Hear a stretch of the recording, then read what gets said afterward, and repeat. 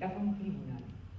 Se discutió tanto el tema que el atónito señor de mi familia se detuvo con reticencia frente a la pura duda y me dijo que estaba clara la barbaridad, que para que yo me desgastara en contemplarla, que Sabina estaba jugando, que ni de chiste me lo estaba pidiendo en serio, y era que de mí tenía que caber la cordura y la prudencia. Mi hijo condescendió con la mirada. Mi hija dio sus razones a favor, y yo las oí como si yo hubiera querido decirles. Ninguno de los tres podía ir. Estaba lleno de quehaceres, así que me tomé la libertad por mi cuenta. Y tuve a bien ponerme a temblar de gusto. No había ensayado nunca fuera de las escaleras de mi casa y de los antros alrededor de mi mundo. Los músicos que acompañan a Joaquín solamente se saben la música cantada por Chabela Vargas, que es despacio, no tiene nada que ver con eso. Pero yo dije, aunque esto no vaya a parecer tango, aunque sea bolero, aunque parezca tango, ni modo lo cantará una escritora de guitarra. Y le escribí a Jimena, la esposa de Joaquín, diciéndole que sí llegaría. Alrededor de semejante patria, alrededor de Jimena no hay nada. Más que sin duda un trajín de luces que va y viene, convoca y acompaña. A las 7 me dijeron es el ensayo. ¿Y a qué hora será el concierto? A las 7:30. Yo llegué ahí con mis zapatos bajos y un suéter. Me pasó a dejar el historiador que mi marido dijo que él tenía una conferencia. Y por supuesto fue a la conferencia y me pareció perfecto que se fuera a la conferencia. Iba asustadísimo. Oye, ¿no te dolía un pie hoy en la mañana? ¿No te arde la garganta? Preguntó. A todo le dije que no, para despreocuparlo, para quitarle las ganas de echarme en una bolsa y protegerme de mí, pero a todo hubiera podido decirle que sí, porque sí me dolía un pie y sí me ardía la garganta. Tenía chueca la espalda y lejos los tacones, pero todo ese mal justo hasta que llegamos y se me olvidó todo. Una orquesta de genios me dedicó un ratito, el piano, el acordeón, las guitarras, como si fuera algo normal. Toda la escuela del circo, que fue la calle donde crecí, revivió en mi memoria como una actualidad irreverente. Yo digo que yo crecí en un circo y se llamaba el Circo Guzmán, mi segundo apellido es Guzmán.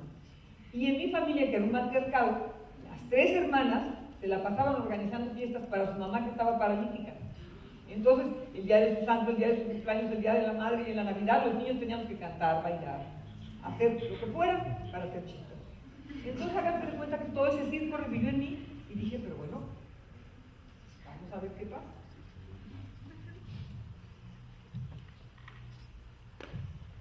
Toda la escuela del circo, que fue la calle donde crecí, revivió en mi memoria con una actualidad irreverente. Si les había cantado a los abuelos, a los tíos, a los primos, a mis hermanos, al colegio completo, ¿qué público podría ser más alto? Mi hija llamó diciendo que había dejado su junta porque no quiso perderse el niño. Luego vinieron las mariposas del Minadito a deshacer tuertos. ¿Y qué pasó? Corría la fiesta. Joaquín Sabina tenía chispas en los ojos. Hay a quien no le gusta Joaquín Sabina, pero hay a quien sí nos gusta. ¿Qué más da? Cierto que hay amigos en cuya audacia se trama un tesoro, sin duda en él, y en quienes de quererlo hasta aplaudieron con el juego.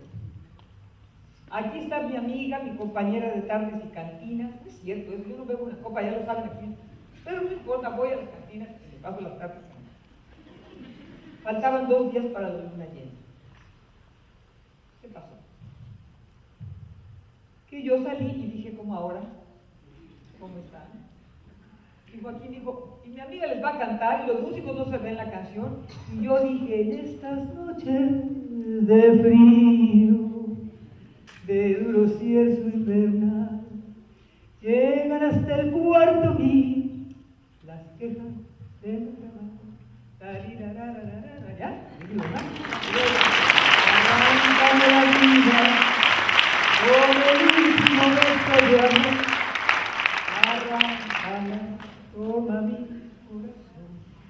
Cuando terminó el concierto y salimos rumbo a la oscuridad, Catalina, mi hija, me dijo con un tono que solo le conozco a su voz. Se habla mucho de las alegrías que les dan los hijos a los padres, mamá, pero poco de los que les dan los padres a los hijos. Díganme ustedes eso con qué se paga. cierto que no somos millonarios y que el mundo no es tan perfecto como quisiéramos, pero algunos tesoros son grandes y algunos días también. Este sin duda. Muchas gracias.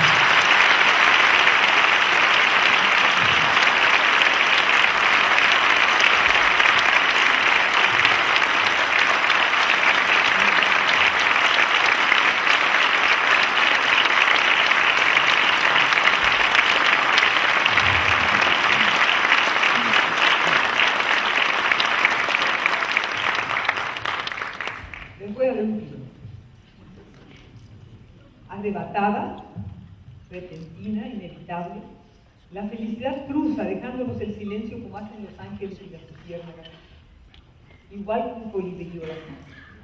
No se busca la felicidad, se encuentra. Aparece cuando menos la esperábamos y es huidiza, quebrantable, embaucadora, como la luz de las mañanas, como el ruido del mar, como el amor desordenado, las hojas de los árboles o el azul de los volcanes. Uno puede, ¿cierto?, recontar sus momentos de felicidad, aunque no siempre puede explicarlos y no a todos les resulten deseables. Quien se apasiona por el mar o es feliz de solo verlo, quien lo teme o le parece prescindible, pasa frente a la orilla de su prodigio sin conmoverse, y quien lo adora se llena de felicidad cuando lo ve. Quien juega a la lotería goza con el atisbo de un premio. Quien siente que su vida está asignada por el azar vive jugando a la lotería. Y entreverada con la diaria existencia se va encontrando la felicidad. A cualquier hora, como una gota de agua, en el aire o al fondo de un abismo. Hace tiempo una voz pedregosa irrumpió en el teléfono a las 2 de la mañana. Me preguntó si yo era yo, dije que sí. Venga rápido al puente Conafut, su hijo chocó y desbarató el coche. ¿Y él? Pregunté volviendo a creer en el infierno.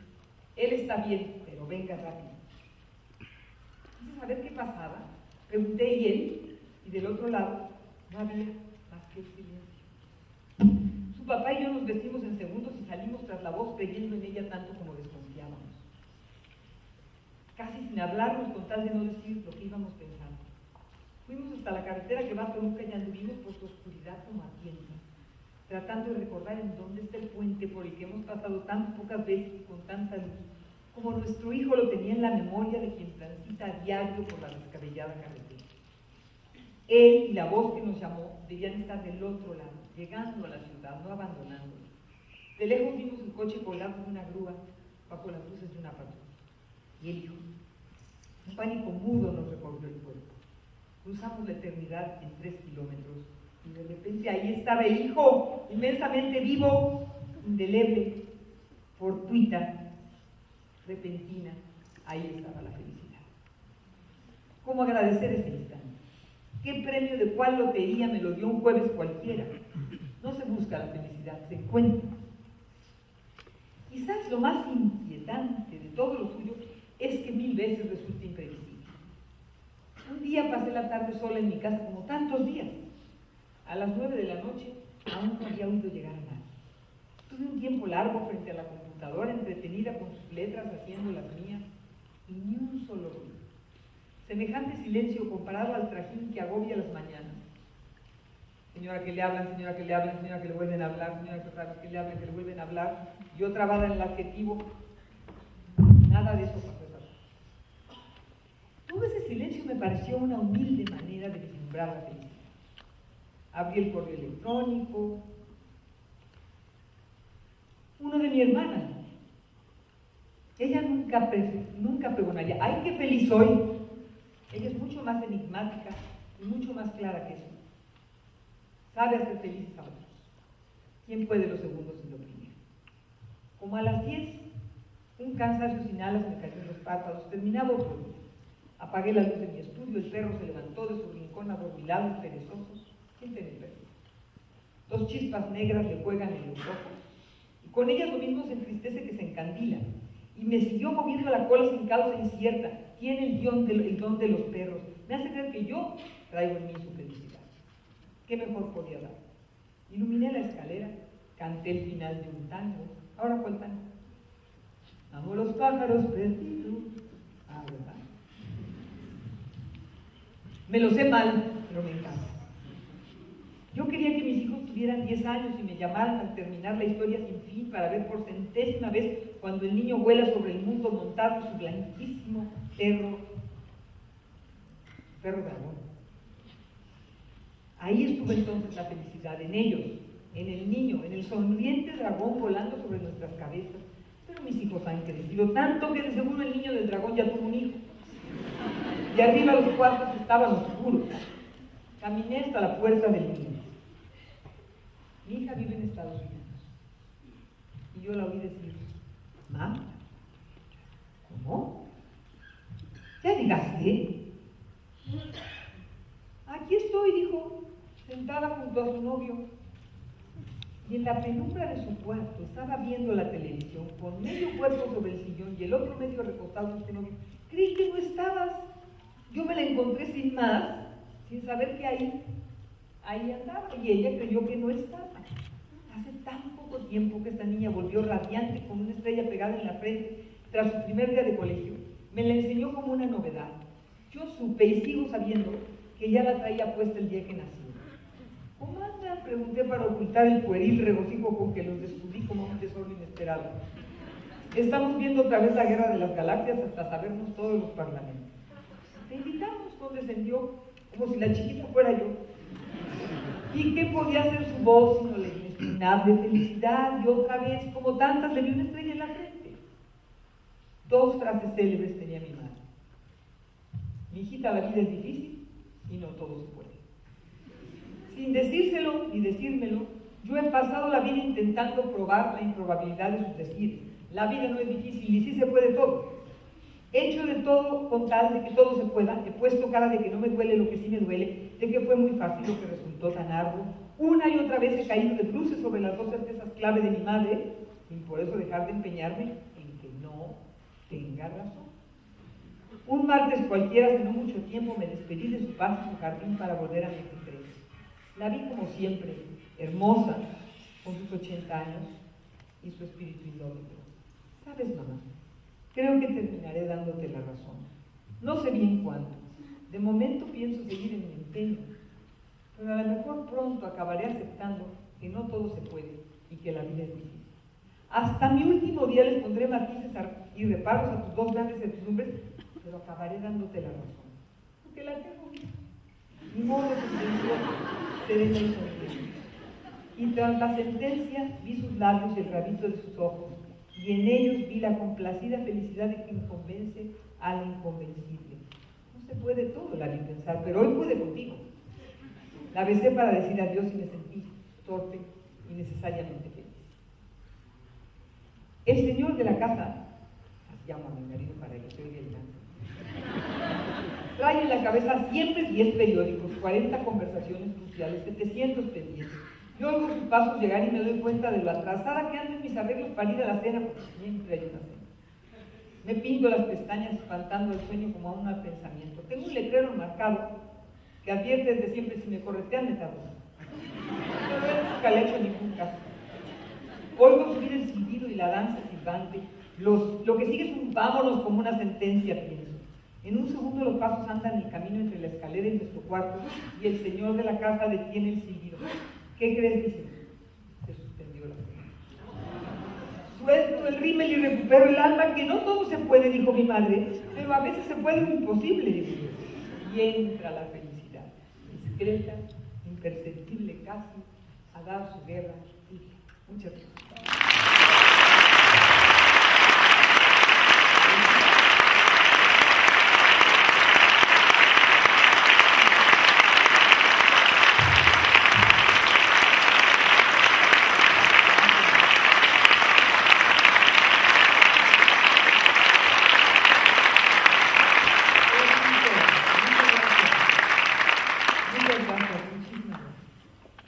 Voy a dedicarme, si quieren.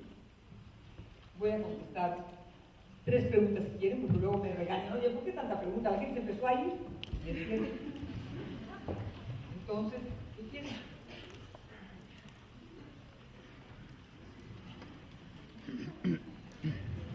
Del mar. Se puede cercar los volcanes. Todo lo demás está en ustedes. Muchas gracias.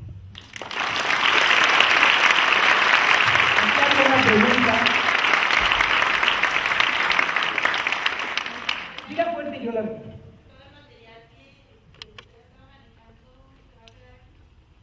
Ah, se lo tiene que dar.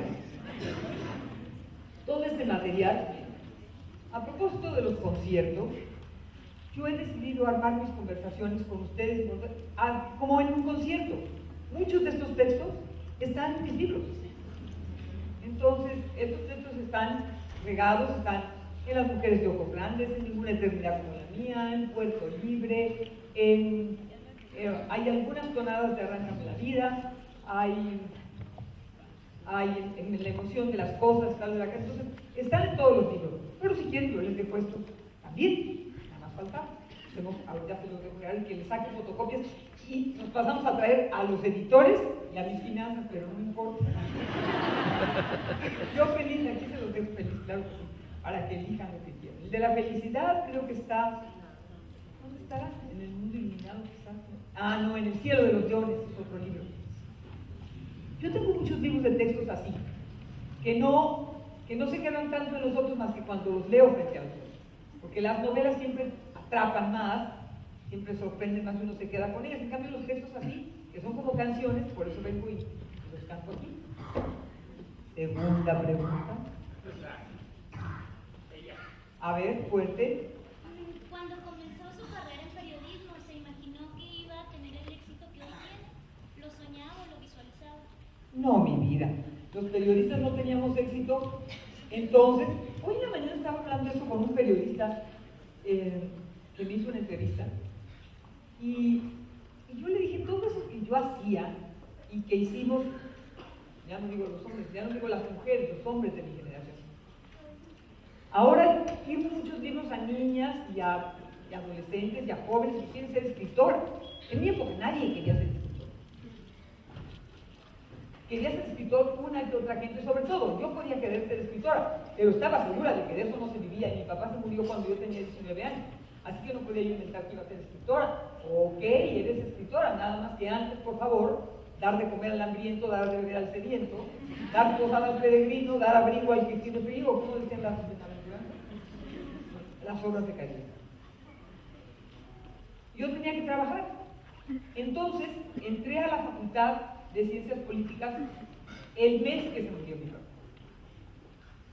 Y me quedé, mi papá vivía en Puebla,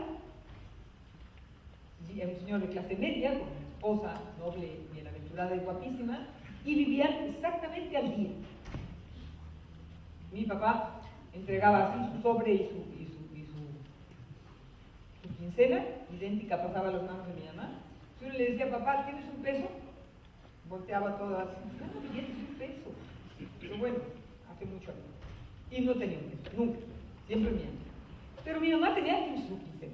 Cuando se murió mi papá, se acabó el dinero y yo me tuve que poner a trabajar, ya amplié demasiado la cosa. El caso es que me puse a trabajar y a ir a la universidad al mismo tiempo. Yo digo, pero qué energía yo tenía, porque iba a clase de 7 a 1. Y luego regresaba un ratito a mi casa y trabajaba de 3 a 10. Hoy en la mañana le contaba al periodista, le dije, ¿usted cómo supo que era escritora? Le dije, cuando me di cuenta de que tenía yo que inventar las entrevistas. Entrevista y no sé quién, hagan un reportaje, no sé quién, yo empecé a inventar todo, porque no me daba tiempo, de hacerlo.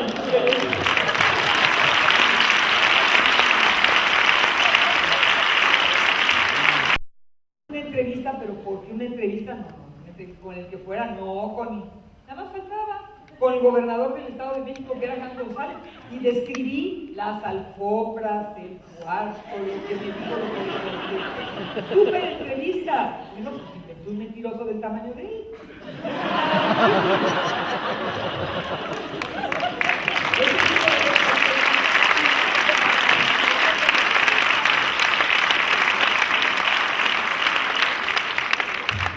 Y así me fui volviendo escritora, por azar.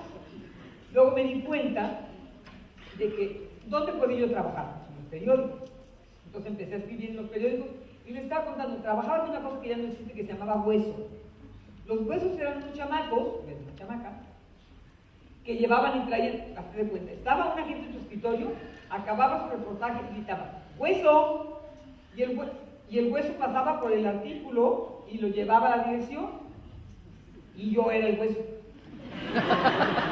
Así empecé siendo hueso y luego ya haciendo artículos y luego me di cuenta, claro, que como había yo aprendido a ser una mentirosa, no podía escribir artículos que respondieran objetivamente a qué, cómo, cuándo, dónde y por qué. Me acuerdo cuando estaba yo en una clase y dijo, a ver, entonces, profesor, ¿qué pasó?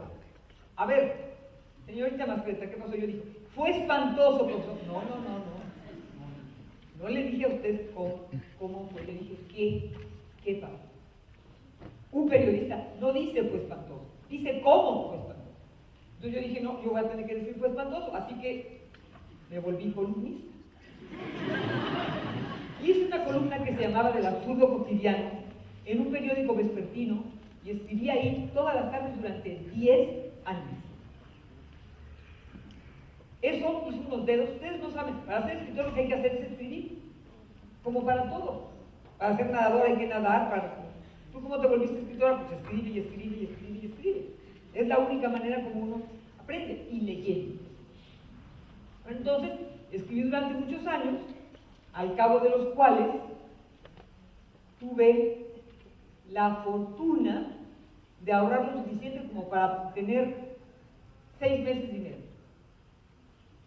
Y entonces escribí un pedazo de Arráncame la vida, trabajé otros 3 años, escribí el otro pedazo, lo publiqué y aquí están ustedes.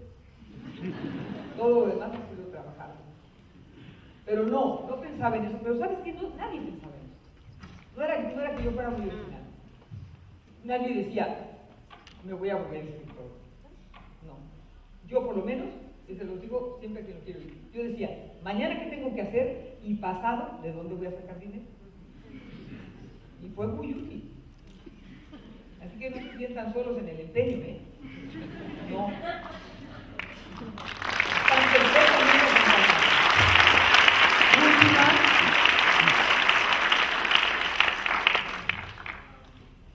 Bueno, ya es un poco de lo que nos ha narrado, de la presentación, de su vida.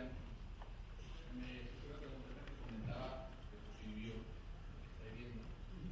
¿Qué ha sido lo más difícil al que ha enfrentado como escritor? Lo más difícil a lo que me he enfrentado como escritor. Qué pregunta.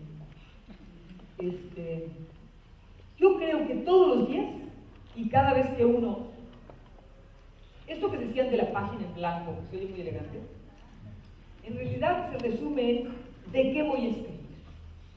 ¿De qué? Denme la punta del hilo y yo escribo. Díganme el principio de algo y yo escribo. Dime algo de la felicidad y entonces yo digo arrebatada, repentina, impredecible, la felicidad. Y entonces de ahí paso a contar la felicidad. Creo que la cosa más difícil aparece si uno escribe todos los días, ¿de qué voy a escribir? Y la otra cosa es esta que te atormenta y que yo la verdad debo confesar, que me estoy volviendo floja y me atormenta menos. Es ¿qué libro voy a escribir? ¿Y de qué se va a tratar mi novela? ¿Y cómo van a ser? Era un tormento tal, y algo ha pasado en mi ánimo, que bueno, ustedes no tienen por qué importarlo, pero yo estoy mucho más relajada frente a eso. Y ya digo, pues ¿qué voy a escribir hoy? Pues un texto corto, pues una conversación con una amiga, pues un sueño, no necesariamente la enciclopedia británica, ni modo. Ni modo. Es la suma. Es lo que uno va haciendo todos los días, lo que le hace a uno la vida. Es venir aquí, es hablar con ustedes. Es escribir lo que hoy leí, eso es lo que va haciendo el reto de cada día. Ahora sí, muchas gracias.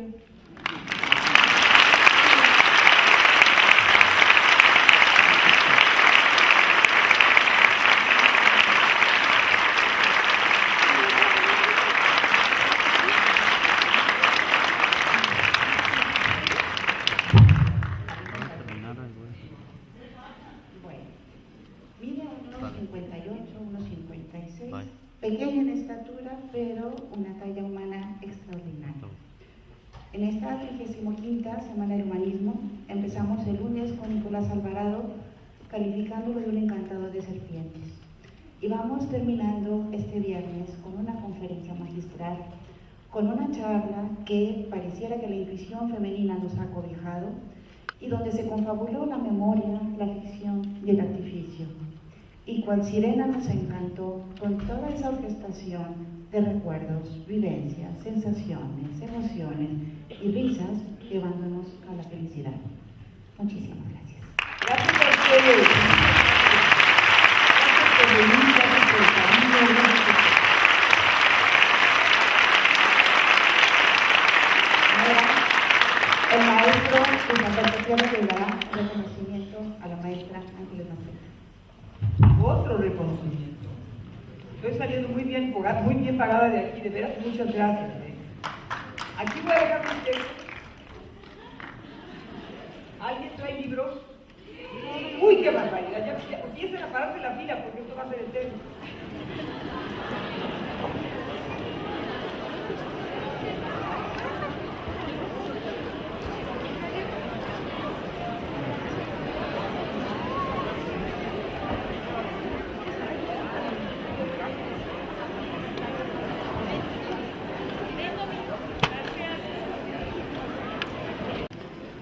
Bueno, antes de que se nos llene la fila, quisiera expresar nuestro agradecimiento.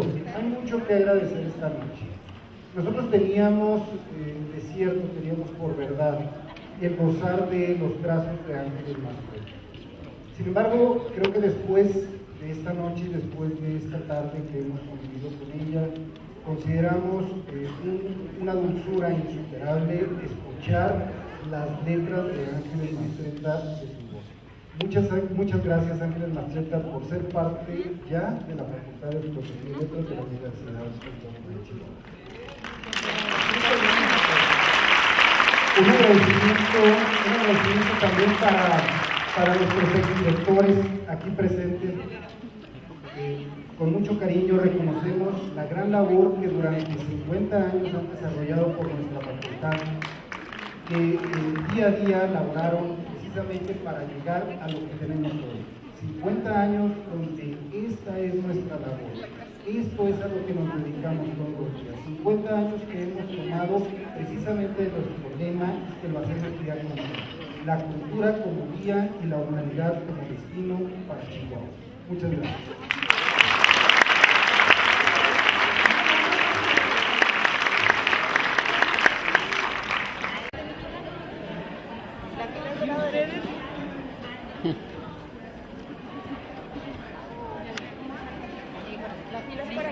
A ver, vamos a hacer una cosa por el bien de todo el mundo. Tomen la foto mientras firmo el libro para que no nos tardemos libro, foto, porque si no se aburren los gatos. ¿Vale? Gracias. Apalabren la foto con el de atrás. Amor, tú te vas a poner un fotógrafo. Ah, espérate, me voy a quitar los anteojos.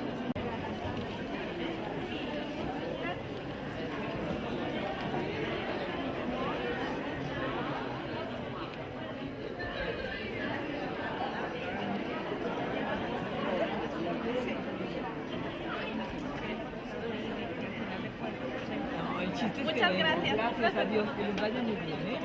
Gracias. Mira, ¿este de quién es de la biblioteca o es tuyo? No, es mío. Ay, ¿qué me dice? A ver, sí. Es que es un para mí, que soy para